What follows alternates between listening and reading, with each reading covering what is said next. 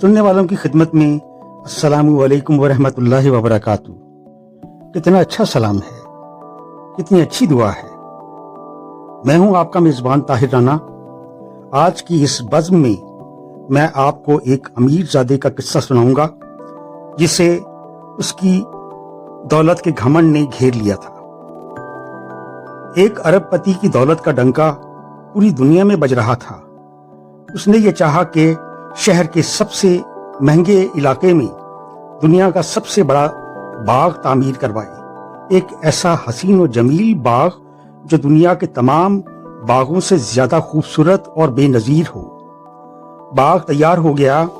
اس باغ میں انتہائی قیمتی فوارے لگوائے گئے تھے جن سے رات کے وقت فوارے کا پانی 1 منٹ میں کئی خوبصورت رنگ بدلتا تھا۔ پھولوں کی لاتعداد قسمیں تھیں جو اس سے پہلے کسی نے نہیں دیکھی تھی۔ دنیا بھر میں باغ کی دھوم مچ گئی۔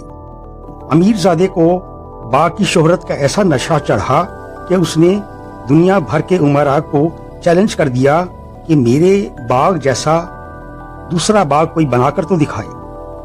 ایک شب شہر میں شدید طوفان آیا جس نے پورے باغ کو تہس نہس کر کے رکھ دیا۔ باغ کی بربادی دیکھ کر دنیا دنگ رہ گئی۔ قیمتی فوارے اس طرح تباہ و برباد ہوئے کہ اس کے ٹکڑے شہر میں دور تک بکھر گئے۔ پھول اس طرح برباد ہوئے کہ ان کا نام و نشان تک نہ رہا۔ باغ کی اس طرح سے بربادی دیکھ کر سب حیران و پریشان تھے کہ پورا باغ تو برباد ہو چکا تھا، البتہ اجڑے ہوئے باغ کے صدر دروازے پر لگا ہوا بہت بڑا سائن بورڈ اسی طرح لٹک رہا تھا۔ سائن بورڈ پر لکھا ہوا تھا، "Plucking of flowers is strictly prohibited. Culprit will be severely punished."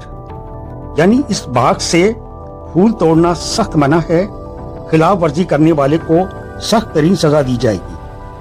اس پر تبصرہ کرنے والوں نے بہت کچھ لکھا اور کہا، لیکن ایک دانشور نے مسکراتے ہوئے صرف اتنا کہا، "But the wind cannot read."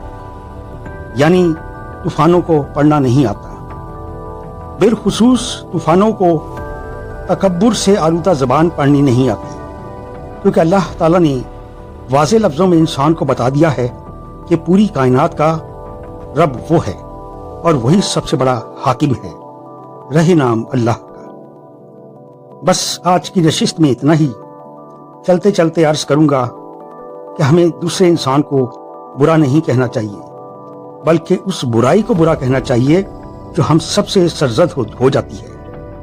اللہ پاک ہم سب کو صالح سوچ، صالح فکر اور صالح عمل عطا فرمائے، آمین۔